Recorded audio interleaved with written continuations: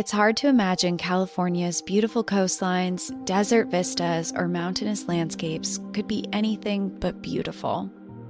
We recreate in them, raise our families in them, and travel across the country and world to see them. We're certainly not the first to see the value that California has to offer.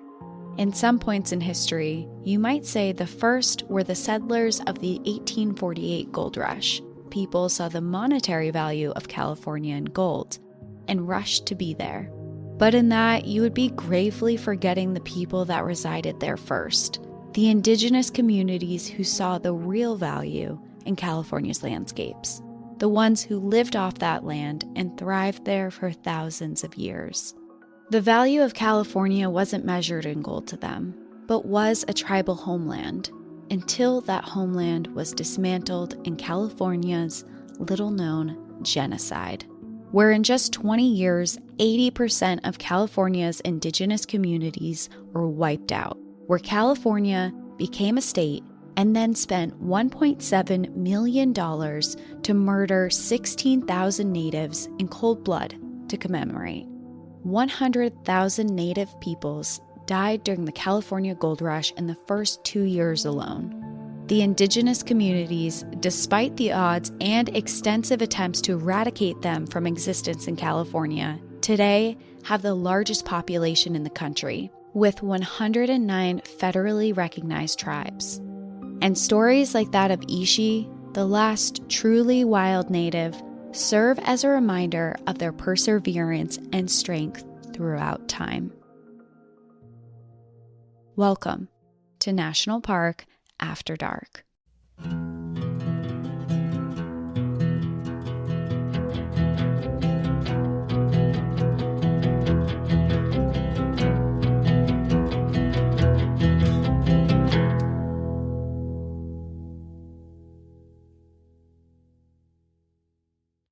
As depressing as that intro was, I am so thrilled that you are finally doing this story because I know it's been a long time coming. It has been, and I actually found this story. So, of course, I found a book for this. We're back on the book train. I found this book. It's called Ishi and Two Worlds, a biography of the last wild Indian in North America by Theodora Kroeber. And I've had it on my bookshelf for months and I've been wanting to get to it, but we had a lot of traveling going on and I knew that this story needed some real sit-down dedication to get all of the points across, and it's really important, and I think it's a story that we should all know, especially just given our history here and knowing Native history. I think it is really important. So I've been holding off on it and it's finally time to tell it. And before you get into that, I have two things I want to say real quick because Okay. I don't want to like divert once we get started, but two announcements. First, it was my birthday yesterday, so I'm now 33 and it feels wonderful. Happy birthday. Thank you. Everyone wish Danielle a happy birthday. And then secondly, I was a guest on two different podcasts that I want to shout out really quickly in case you're interested in hopping over there and taking a listen. It has nothing to do with national parks. It's more personal. So the first one should be out. It was released last week, and the podcast is called Wild Americas, and the host, Isaac Black, actually started this podcast after he began a multi-year journey traveling the longest road in the world, which is the Pan American Highway. So his whole podcast is about that, but he had me on to talk about death, dying, and grief, and kind of a little bit about my personal experience with those things. And I don't know when it's coming out because my interview is actually tomorrow, but I am going to be going on Dead Talks podcast, which I shouted out during your 9/11 episode. Yeah, I remember that. Yeah, so David got in touch with me after that, and I'm going on his show tomorrow, so that should be out by the time this is out. So if you're interested in hearing our chat, please go over to his podcast, Dead Talks. And that's all. You got 2 more episodes of Danielle coming at you. Yeah. So, yeah, that's all I had to say. But as far as Ishi goes, I know a little bit just because you've been sharing over the last few weeks that you've been working through his book and then obviously everything that you've been learning and stuff. But I know it's one of your longer episodes as far as notes go. So, yeah, we'll see how long it is. Sometimes my notes are longer than us speaking, or they're even longer than I anticipate. So we'll just see what this episode turns into. But it is definitely one of my longer notes episodes. And we're visiting a national park today that we haven't been to before. So I'm excited for that as well. So today I will be telling the story of Ishi, who is the last surviving person of the Yahi tribe in the foothills of what is today Lassen Volcanic National Park, and also Lassen National Forest. very nice. Have you been there before? Yeah, Ian and I went on a day trip. Oh, cool. I've never been, but it's somewhere that it's on my list. It's on my list. I want to go. I will say we briefly, because we had the dogs, and obviously we aren't permitted to go too far into the park with them. So we did a drive-through. We stopped at a few like viewpoints and things, but it was really just kind of like a drive-through, drive-by type of visit. So I haven't really experienced it, but we've been. You saw it from afar. Yes. Well, for this story of Ishi, after his people and surrounding indigenous tribes were massacred and relocated in the masses in California, he managed to survive with only a few other surviving family members. Eventually, those family members perished too, and with no other options and on the brink of death, he left his home in search of help. So that is the story that I will be telling today of Ishi, and it really is, if you pick up the book, go get it, because we're going to dive deep into the story and I'm going to tell you a lot. But as with every story we ever tell, the books have so much more detail. And the person who wrote this book actually knew Ishi in real life. Which is probably huge as far as like storytelling perspective. And I will have to say that I heard on, I forget what podcast I was listening to, but it reminded me kind of us with like, they were basically saying, this is a 101. Like what the information I'm giving you over the next hour is a 101 on this topic. This isn't 201, 301, 401. There's much more information. And I always forget that like in the midst of researching and creating each episode, it's so difficult to pull back because you find so much information and you really want to be complete. And you want to give as much as you're finding, but it's just not doable in a podcast format the way that we have created it. So I think everyone obviously knows that. But for us, we're like, God, I could say this, this, and this, but the episode's going to be 10 hours long. And is it boring? And we do singular episodes. This isn't like a whole podcast dedicated to one story. And it's like, I know there's more information and it's so interesting and we want you all to know it too. So just encouraging more research. Well, the other part of that also is like, at least for me, I don't know if it is for you, but when I come across something that I'm like, okay, I'm going to omit this from my research for what I'm going to tell. Mm-hmm. But in the back of my mind, I'm like, someone is going to say something. Like, but did you know? But you forgot to say. It's like, okay, I know that. Like there are times that it's like, oh, I legitimately didn't know that or whatever. So we all are always open to like hearing things like that. But 9 times out of 10, yes, I spent a week, 40 hours researching this. I'm pretty sure I came across that, you know, like I'm well versed in it. Yeah. But anyway, okay, go on.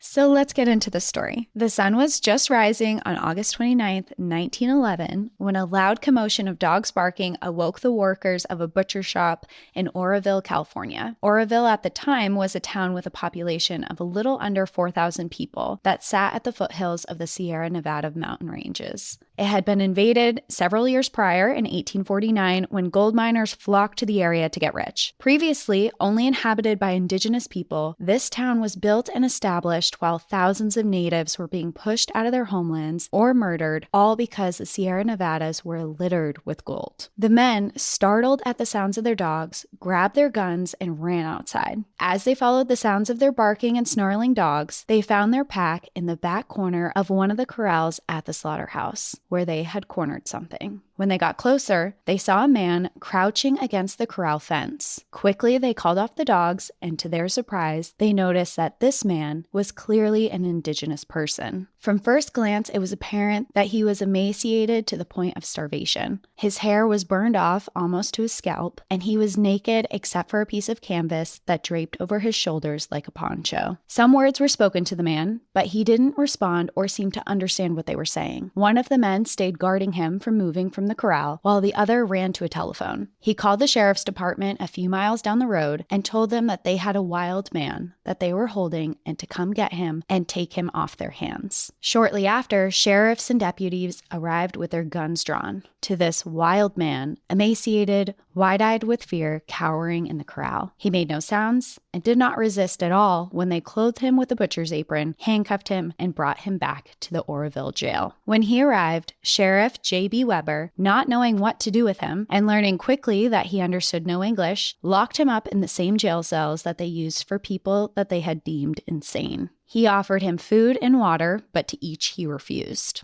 Then the sheriff made phone calls around to get people from different tribes on reservations and within the town, along with some Spaniards and Mexican people, to the jail to attempt to communicate with this indigenous man and find out what language he spoke. However, with each person that came in, no one could communicate with him. He sat politely in his cell, listening intently to each person, but as he communicated back, it was clear that no one he was speaking with spoke the same language as he did. Meanwhile, news of the capture of who they called a wild man hit local newspapers and all the way to San Francisco. Reporters were traveling from far and wide to get a chance to see and photograph this quote-unquote wild man. These news articles quickly caught the attention of two anthropologists who were professors at the University of California, Alfred Kroeber and Thomas Talbot Waterman. They had specific interests in indigenous culture and had even recently been on an expedition to the area to learn more about surviving tribes. When they had heard of this surviving indigenous man, they had suspicions that he might be part of a tribe who was thought to have been extinct, and they quickly sent a telegram to confirm that this story was real. That same day, Thomas was on a train to Oroville to meet him. He arrived with a goal to identify exactly where this man had come from and who he was. He brought a book with him of known vocabulary words of different tribes. As Thomas himself was not native, but through years of study, he could understand and communicate loosely in several different dialects.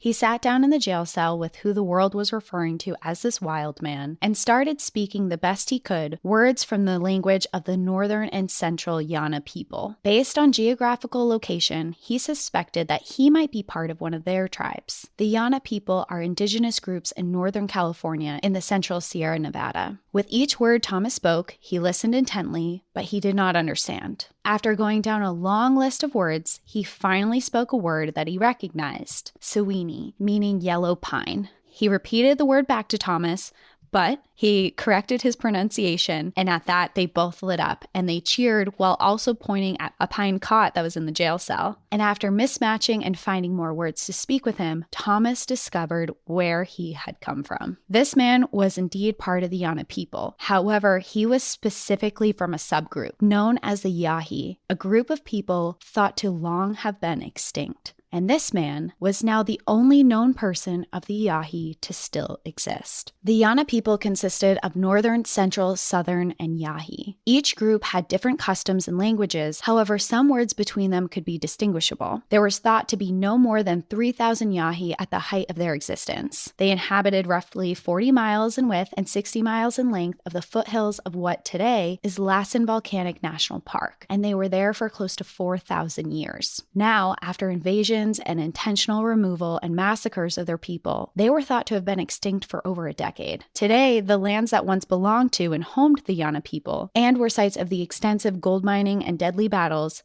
now sits as protected lands of Lassen Volcanic National Park. And to go a little bit into the national park, Lassen Volcanic sits at the northeastern part of California, protecting the most dominating feature of the park, which is Lassen Peak, the largest plug dome volcano in the world. Lassen Volcanic is one of the few places in the world where you can find all four types of volcanoes. The plug dome, characterized by their circular mound shape, shield volcanoes, which are low in profile volcanoes that resemble the shape of a shield, cinder cones, and the stratovolcano, characterized by their steep profile and a crater on the summit. Lassen has been preserved as a national park since August 9th, 1916, and ever since has become a treasured landscape of hydrothermal activity, geological wonders, pristine alpine lakes with meadows of blooming wildflowers. The park preserves about 106,000 acres of land and serves as an important part of the ecosystem and recreation area for outdoor enthusiasts. Lassen National Park lies within historic and ancestral grounds of the Ashtukwi,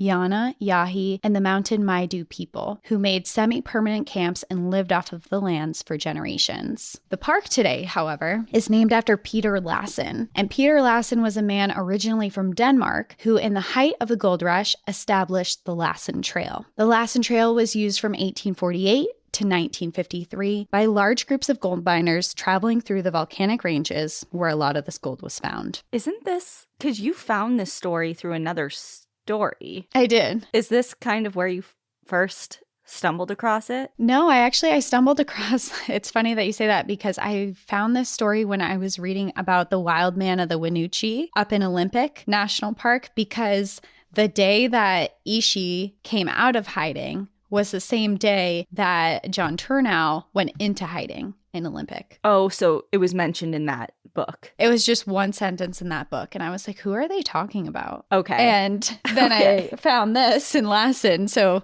that's where actually the story started. Gotcha. Okay. For some reason, I thought you were researching something to do with the gold rush, but okay. Totally different, but they just had a weird correlation of stories, which is how we actually find a lot of our stories, is just from happenstance. It's always a footnote. Yeah. And you're like, wait a minute, hold on. It's like a quick sentence and it's like, that sounds really interesting. Can we wait a minute and actually talk about this for a second? Yeah, so basically this park is named after Peter Lassen because he created this trail. And this trail was also established directly through the lands of indigenous people.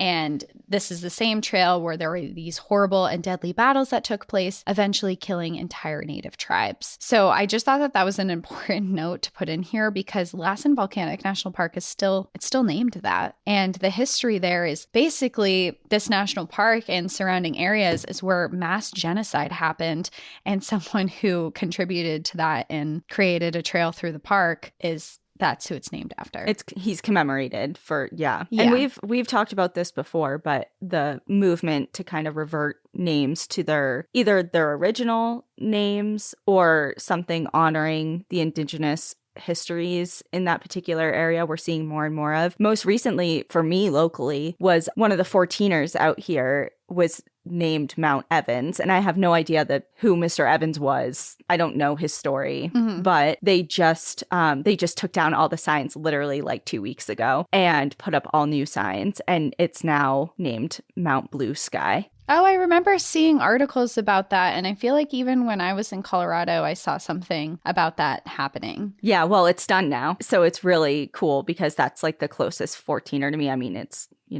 not even a half hour away, but it's nice to see. And I think we'll start seeing more and more of it as the years go on. Yeah. I mean, it's the right thing to do, honestly. And in this circumstance, I mean, this part of California is where a lot of these horrible genocides were happening of indigenous people, and to be named after people who were there for the gold rush, which was causing these mass murders, is not really right. So I honestly haven't looked into if that's something that people are fighting to try and change this name, but I personally think that it should be changed. I don't know what to, but... Right. Well, and especially because, and I'm sure you'll get into this more because you've already alluded to it, but the whole gold rush, it's so romanticized, I think. Like that whole, like we rushed to California and there was just all this gold waiting in the land for us to get rich, and like we went from rags to riches. And I think that we never talk about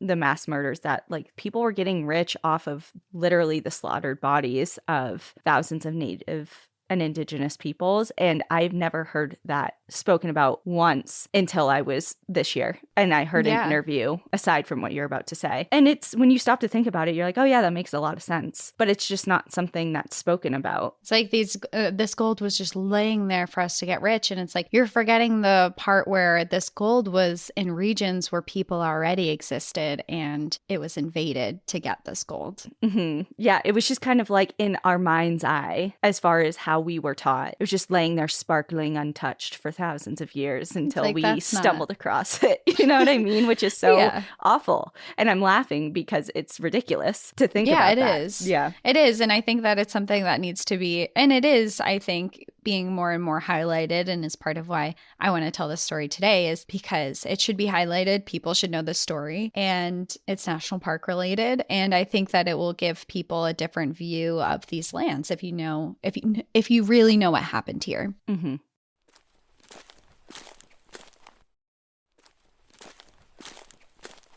So basically, when California became a state in 1850, settlers flocked to the area to claim gold and plant their stakes on their own land, which they were basically showing up and being like, oh, I like this spot. This is my land now. When in all reality, people actually lived there before that. And they were coming in saying it was their land, and they came in focused on removing the population of about 150,000 indigenous people who lived there. California at the time was an extremely diverse place because they had a long history of native peoples who lived there for thousands of years, and they spoke over 80 different languages. So there was a lot of culture here. And when white settlers came in, they saw them as a threat to their own livelihoods, and battles were being raged against them. The first governor of California, Peter Burnett, wanted them gone as well, and he put into law within the state legislature that white settlers had the right to take custody of native children. The law also stated that they could be arrested for small things,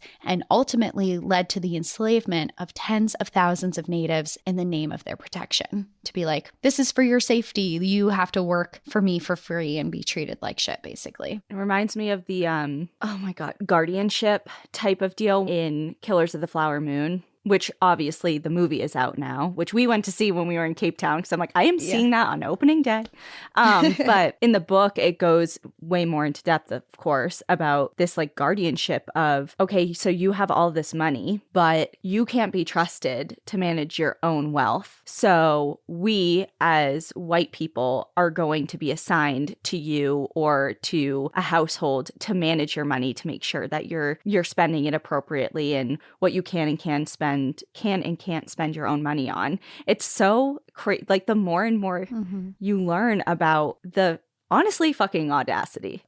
Yeah, it's crazy. I mean, and basically for this, it was just like, we're enslaving you because it's for your own safety and protection. You're not safe out there and you can't survive out there. When in reality, they've been there for thousands of years. And the governor, Peter Burnett, set aside state money to fund and actually arm local militias against indigenous people. The state, with the help of the U.S. Army, supplied weapons who were then given to local militias who then killed indigenous people in the masses. The local governments even put out bounties for the death of natives and would actually pay white settlers for the horses that they stole from the people that they murdered. So not only were these murders happening, but they were being paid by the government, and the ones that weren't paid by the government were encouraged and then paid after. Yeah, it's government-funded massacre is what it is. It really you're is. Being incentivized to kill. It's like, we'll pay people. you for their horses if you kill them. It's like, it is. It's government paying for it. And it's an estimated that 100,000 indigenous people within the state of California were murdered or died of causes related to the settlement within the first 2 years of the gold rush. By 1873, approximately only 30,000 remained, but most lived within reservations where they were forced off their homelands to live on.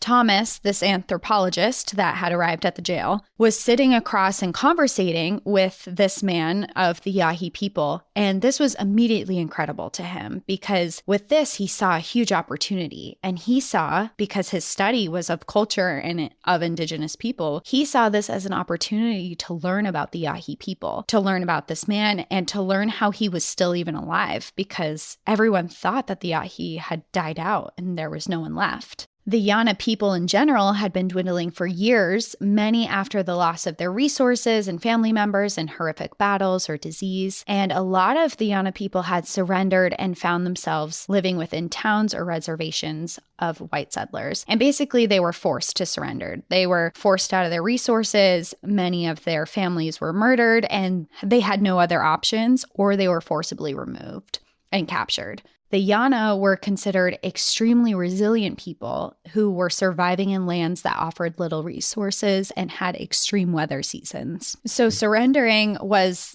just like this impossible decision that was made only after they were put into desperate situations. It was something that never would have happened otherwise. The Yahi people, however, never surrendered at any point. Their population went from thousands to hundreds and then to only a handful, but still, under these horrible conditions, they eluded capture. At one point in time, the Yahi were considered the most feared and respected tribe in all of California. They were known for their hunting skills, survival skills, and being especially skilled in battles when protecting their own. While they never accepted or turned to using guns or any white man's weapons, their reputation had spread to white settlers of their skills in battle, who in turn feared them anyway, even though they were equipped with more weapons. The Yahi people survived longer in the Sierras than most other tribes. A lot of that was due to their ability to adapt and constant movement farther into the wilderness when the gold rush began. Conflicts arose when the Yahi would come into settlers' farms and hunt their livestock for food, which ultimately led to deadly battles where the Yahi lost many of their people. White settlers eventually forced them into the most remote corners of the Lassen foothills, where at some points they remained unseen for years. And then, after some missions to kill them off completely, the Yahi were deemed extinct. So basically, when I was reading this book about them, they were just saying how they survived off the land for many years on their own. But when settlers came in, they were cutting down forest. With mining, they were polluting the water, which was ruining their resources for fishing. A lot of the animals were leaving the area because of these new populations of the settlers who were cutting down trees and farming and doing all this stuff. So they were losing huge resources in an area that was tough for resources in ways as well. And so they started actually hunting the livestock that they would go out. They would find a bow and arrow in their livestock. And then these people would go out and hunt the native peoples who were out there as like a revenge thing of, you killed my cow, I'm killing your whole family, which is fucked up. Gotcha.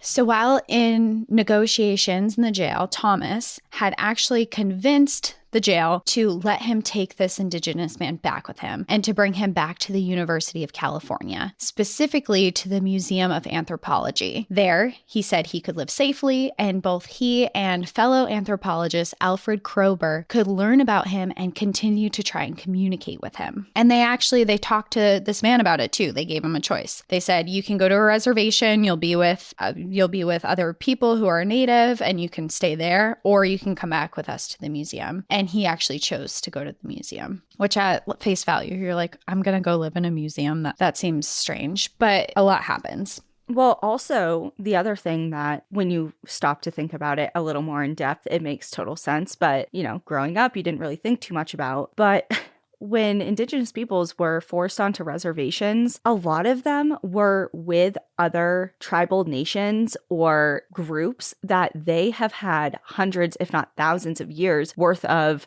conflict with. Mm-hmm. And now you're in one small area. And now in this whole blanket statement of, oh, well, you're an indigenous person, you might as well, like, how are you not getting, it comes from a perspective of a white settler or, European of like, I don't understand. You're all the like, same. You're all the same, like you should all get along. And it's just for him to make the decision to go to the museum, whether or not that was part of that decision of, well, I'm not going to be with my people. So because there are none who knows of his people. Right. So who knows if that went into his final decision or not. But it's something that I think was highlighted in Killers of the Flower Moon as well, the book, if not the movie. But I think it's something that's important to think about when we were reflecting back on history of the decision to just group a bunch of different people together. It's It's wild. It is. It's like you said, it was just they figured everyone was the same, and that wasn't even something that they put any thought into. But at the same time, they are removing people from their homelands and saying, here, you can live here. So there wasn't much thought, I think, put into any of that. But I think it's also important to note in the story that at this time, this man was nameless. It is custom that the Yahi are only called by their names by their own people. So when he was asked his name, he told them that he had none. And he said that he had none because there was no one left alive of his people to call him by it. And it was at that point that Alfred Kroeber decided to name him Ishi. And he chose this name because Ishi is a word in Yahi that translates to man. So from then forward, he always referred to him as Ishi. And he actually accepted that as a name as well. He was like, okay, you may call me that. Okay. But he, throughout his time, the rest of his life, he never told anyone what his Yahi name is. While at the museum, Ishi made friends and he settled into his new life slowly. He was given a place at the museum to live, which, like I said, sounds strange. However, at the same time, this museum frequently had indigenous guests who were there because they wanted to share their culture and they didn't want their people to be lost to history, basically. So him being there wasn't strange because there were lots of indigenous peoples who were coming in and out of the doors, staying for a long time. So him being there wasn't that strange for the time. And just to clarify, it's not like he was put on display there. He just lived at the museum, or like he wasn't an exhibit.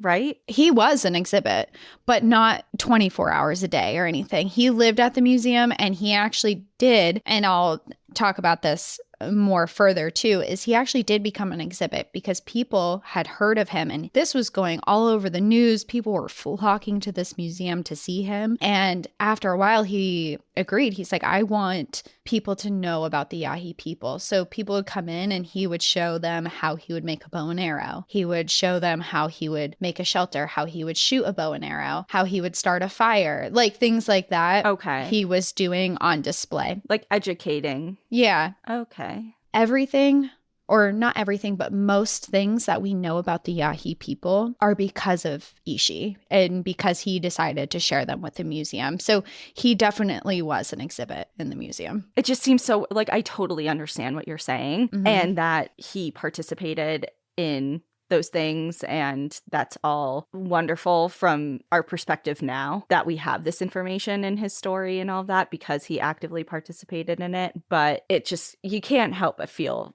gross about it. Yeah, he did it in a moment.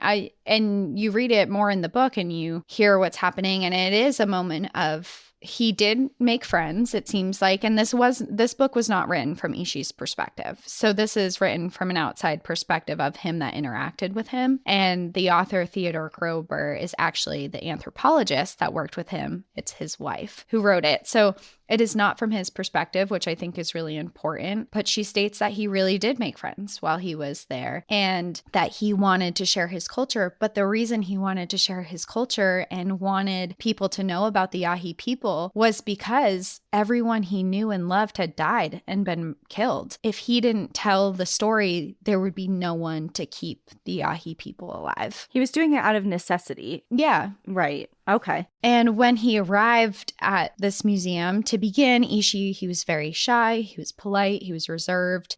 At first, he refused to wear shoes, but he did agree to wear the white man's clothing. He continued Yahi traditions. He was able to make tools, bow and arrows, and he was actually able to make them with materials he specifically requested. So he would request to the museum, I need this, this, and this, and they would go out into probably the foothills of Lassen and collect them and bring them back to him. Media flocked to the museum to try and get a view of him. And there were many people who were coming and offering money to basically buy him. There were circuses that were coming in like, hey, he would be basically like a circus ornament, like have him perform in my shows, we'll pay you for him. Just treating him like a wild animal or just an object, like no regard for him. And the museum adamantly denied it. They never even entertained the idea that they would sell Ishi to a circus or anything, but people were asking. building. And Ishi did agree to be on display. He would show off his woodworking tools and customs of the Yahi people to visitors. And once he was there, he was really eager to teach them, but only to the extent that he felt was respectful to the Yahi culture. So there were things that were just between the Yahi people that he would not divulge in and not tell. And he was asked frequently what his name is, and he never told. It was just Ishi from then on. While he was in the museum, he befriended Juan Dolores, who was a Papago Navajo native who also worked as a linguist. And he was able to have conversations with Ishi better than a lot of other people. So between the many people who worked to uncover the Yahi language and communicate with Ishi, they learned his story that way. They learned how he was the sole survivor of his people and how he found himself here in the University of California's Anthropology Museum. They found out that Ishi was born sometime around 1861 during the height of the gold rush and the killing of California's indigenous communities. The Yahi had at one point had settlements all around the foothills of Lassen Volcanic, where they moved to depending on the season, but lived a relatively comfortable life. And Ishi, this was kind of the turnaround point where they knew he was Yahi, but now he got into the museum and he was telling the story of his life. And it was saying that there were some translations that were difficult, and his story has kind of changed through time in translations and things because it wasn't perfect. He was speaking a language that no one else spoke.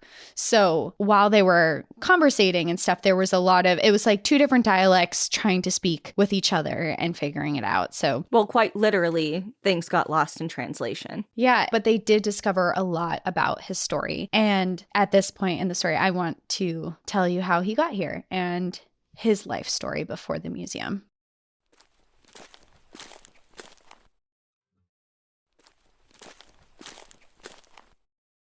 Ishi never knew the comfortable life that the Yahi had, where they were the most respected tribe, they were the most feared tribe, they lived very comfortably. He never knew that life because by the time he was born, the gold rush was in full swing and the indigenous communities were fearing for their life and constantly on the move. So as a young toddler and a young boy, they were constantly moving to different wilderness areas and they were trying to go to places where white settlers couldn't reach them on horseback, and they were continuously living in fear. Many of the Yana people had already been killed or forcibly removed when he was a boy. The Yahi, who had once been a couple thousand, were down to a small number and they were desperate for survival. While Ishi was learning the Yahi culture, he learned how to hunt, fish, survive on the lands. They were also in this time where they were raiding and stealing ranches for food, which until actually Ishi arrived at the museum, he reveals that he didn't understand that the livestock belonged to a certain person. Their people thought that they were hunting fairly. They thought that these were just animals that were out. Yep. So actually when he found out,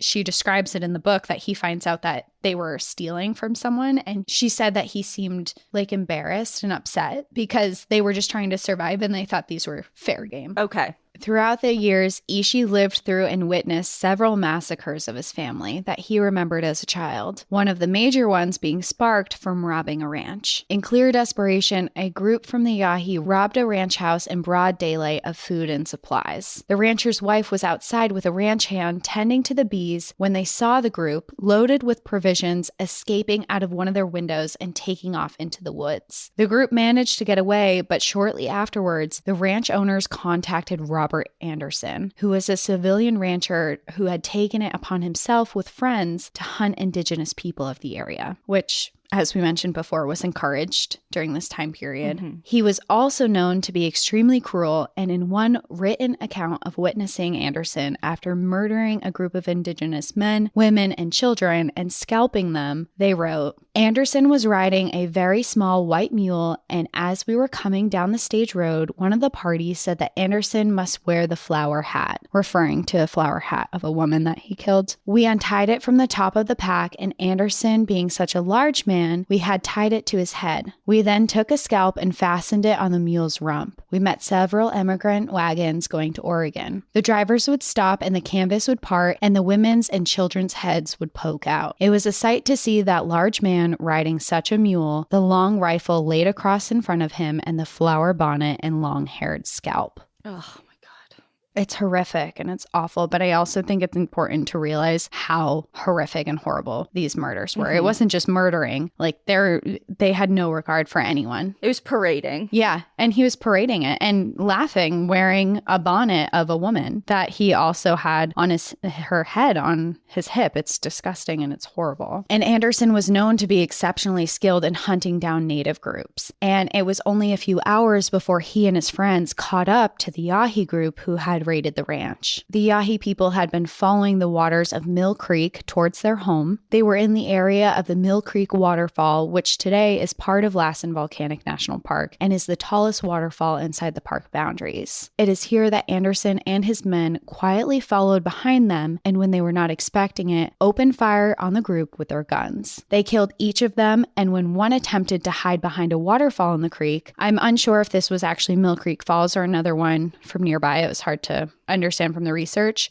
but this person was hiding behind the waterfall to try and elude them, and the group unloaded their guns until the figure of a man slumped over and died. This news got back to Ishi and their family, which was obviously very devastating, especially because there were few remaining Yahi anyway. And not long after this incident, a devastating murder of the Yahi people happened again. This time, it was considered the final massacre of the Yahi people, where 33 of them were murdered and scalped, and Ishi was a child when he witnessed it. A group of 4 hunters were in Yana country who were participating in a cattle roundup when they found a trail of blood. They assumed it was a wounded steer, so they followed it, and then they found the steer dead with an arrow in it. It was clear from the state of the steer that whoever had killed it had been in a rush, and instead of skinning it, they cut out chunks of the meat and stashed it hidden in the brush, which looked to be hidden so they could come back later for it. So that evening, the 4 men went back to their camp, gathered up their hunting dogs, and prepared for the next morning. That following morning,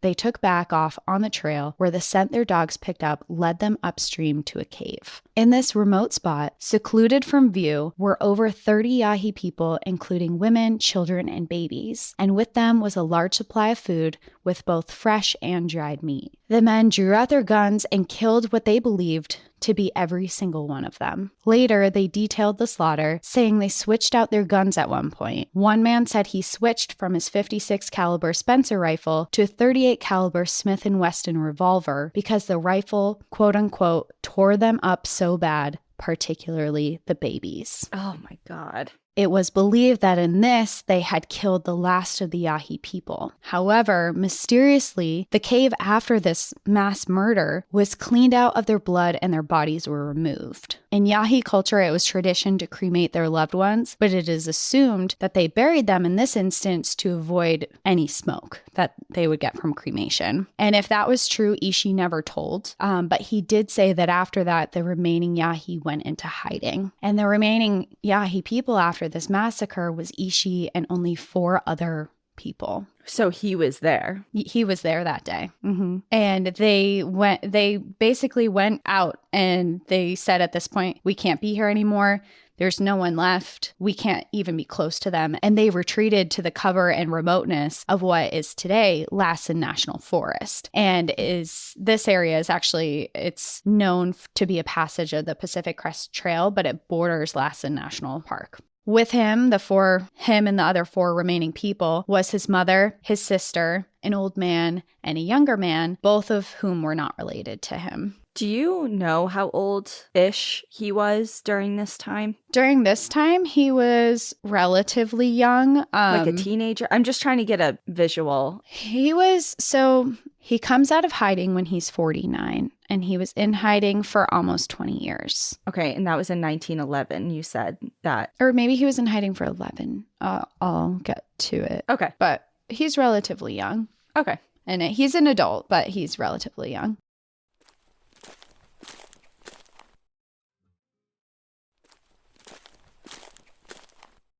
They took refuge under the old-growth forest along Sulphur and Deer Creek at the top of a steep canyon. They actually found an area where grizzly bears had once denned and used their trail to get down to the creek from this canyon. Basically, how it was described in the book was that this was an extremely forested, not used area that was full of laurel brush, and it was very thick and hard to get through. So they're like, no one's going to come up here. Horses can't make it up here. We're on the steep canyon, and there was a creek below it, and they used these old grizzly bear trails to get to and from water. They made a village in this forest. They made shelters out of driftwood from the creek and other supplies that they could find, such as an old wagon canvas, strips of bark, and the laurel itself. They had a cookhouse with a fireplace, stones for grinding acorns, cooking baskets, cooking stones, paddles, and stirrers. They used a brush roof of the shelter that diffused the smoke from their fires from rising in an obvious spiral that could have had them seen. Ishi had a workroom where he made his arrows and spear points. Ishi and his sister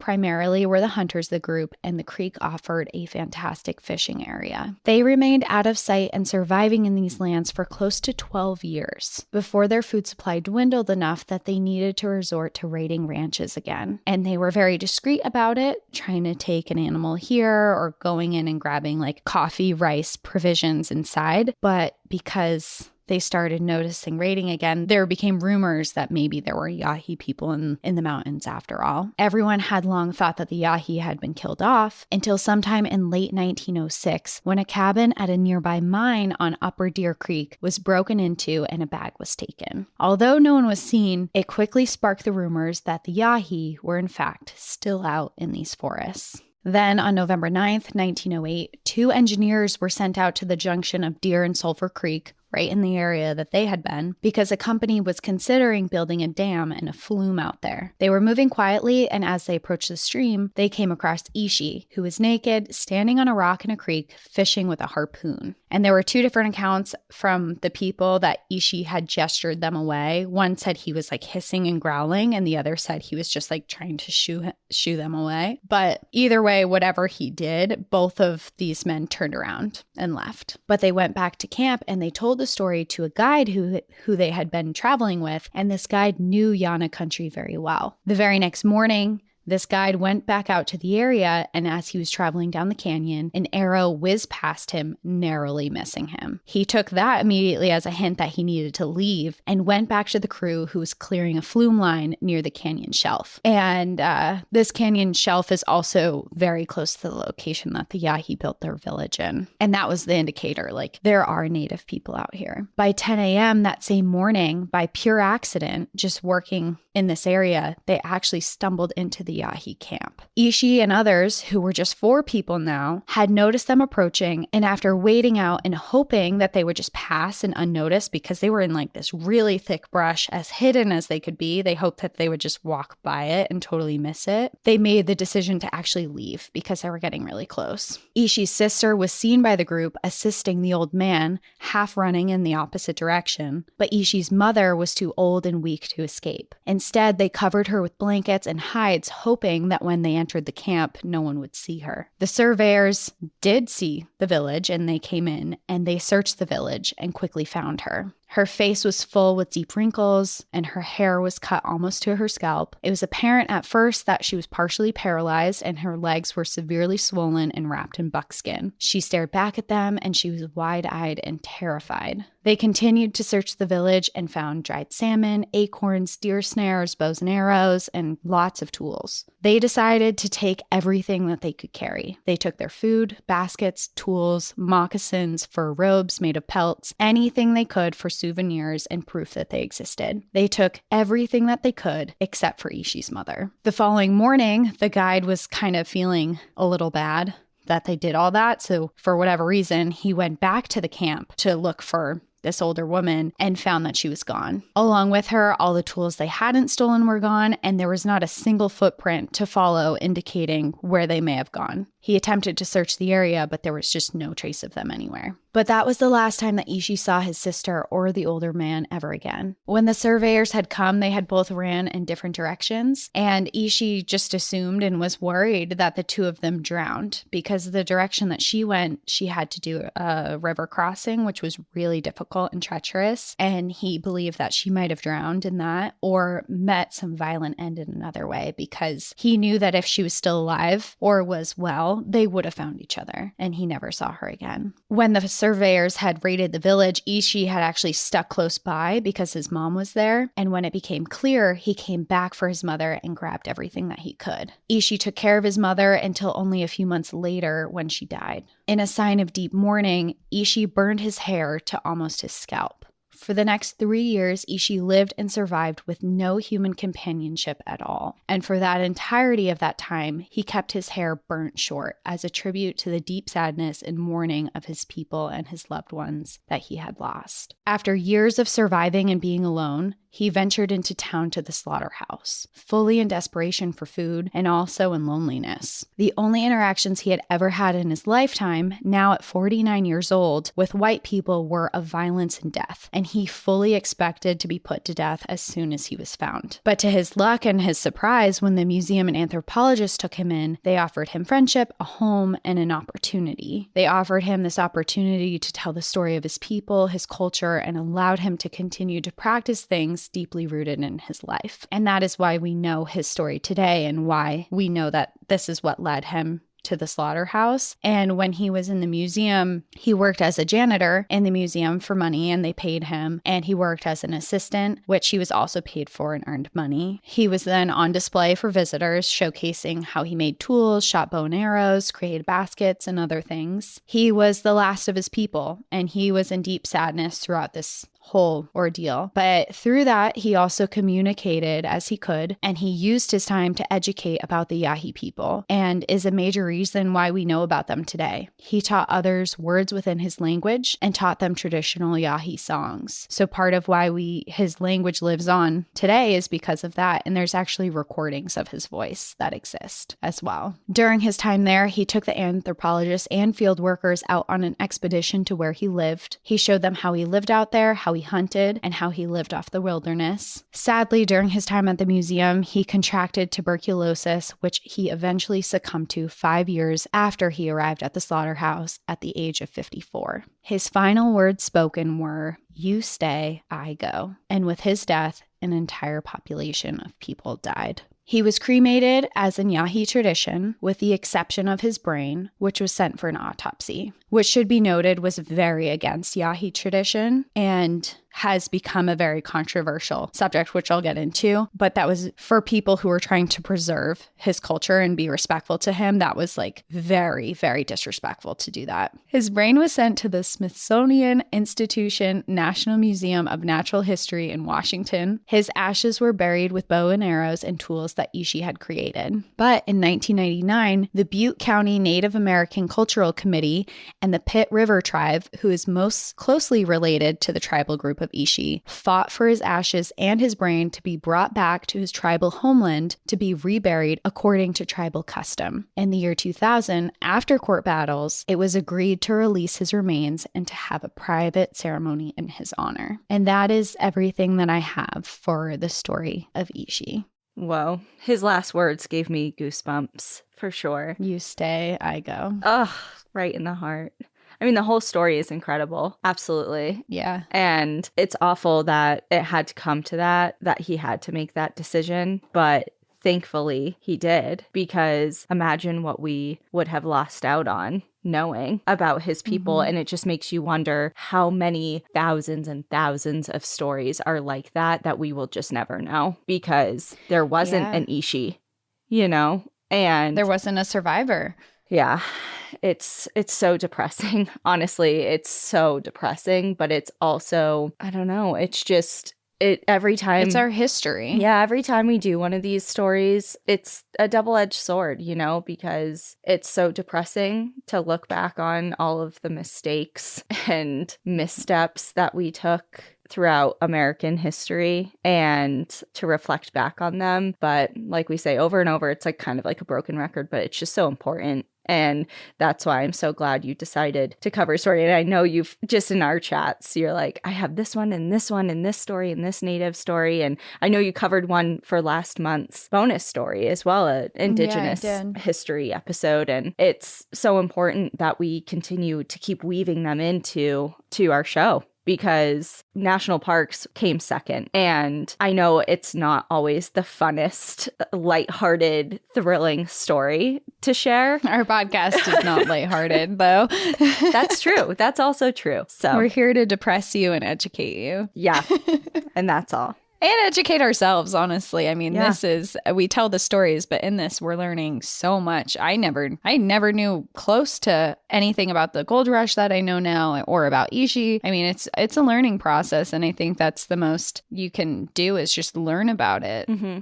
There's lots of indigenous communities who are educating on what happened and hearing it straight from the source. I mean, I'm not of indigenous descent and I haven't been raised with these cultures and things, but there are lots of people who have and have so much information, which I encourage you to look into. Even with Ishi, there have been books besides the one that I read that have been written that I discovered after. And especially there's a whole book written about the journey to get his brain back. And looking into the culture of how he was basically, for anthropologists in a museum who was trying so hard to respect and preserve his story, how deeply they disrespected him by his burial. And there's a whole story of someone going into his story and getting it back. And that person I'm not sure exactly where they're from, but they are from an indigenous culture. So there's lots of resources out there too. Well, and speaking of resources, this actually came up in my research for this month's bonus story. The story isn't an indigenous story, but I obviously mention it a little bit. And I came across this website that is really, I spent like a half an hour on. I'm like, oh, well, now I'm doing this. And it's native-land.ca, and it's an interactive map. You can type in your address specifically or just the general area you live in the world, and it'll zoom in and it'll show you not only what native territory, ancestral territory, or current territory that your land that you are now inhabiting has been, but it also shows the different languages that have been spoken there over the last thousands of years and different like treaties that happen there and battles that happen there. And it's so interesting. So what is it called? It's called native-land.ca. Is it a Canadian? Is that Canada? Yep. And there's little toggles that you can do. Okay, I just want to know the territories or the languages spoken here, or the treaties, or you can do all three. Wow. Do you see and it? It does the US too? Oh yeah, here's my address. It's the whole world. But yes, the United States and Canada are its primary focus. The Wabanaki and the Abenaki. Yeah, and then if I type in mine, which I've always kind of known just because there's a lot of indigenous names and stuff going on, through towns and street signs and all that. But the Ute and Cheyenne and Lakota are in my area. And it's a great, if you're going to visit somewhere and you want to know the history of the land, just type it in real quick and at least get some sort of basic understanding of the places where you are. Yeah, the places that you visit and call home now. So that's just a little shout out to that. Oh, I love this. I've never heard of this before. This is really cool. This is really educational. Yeah, so that's all I have to say on that. Cool. And it says right on the page, our mission, we strive to map indigenous lands in a way that changes, challenges, and improves the way people see history and the present day. We hope to strengthen the spiritual bonds that people have with the land, its people, and its meaning. There we go. We should link it in the episode description also. Yeah, I'll add a link in there. Cool. Well, thanks for sharing Ishi's story with all of us, and we'll see everyone next time. Yeah. In the meantime, enjoy the view. But watch your back. Bye, everyone. Bye.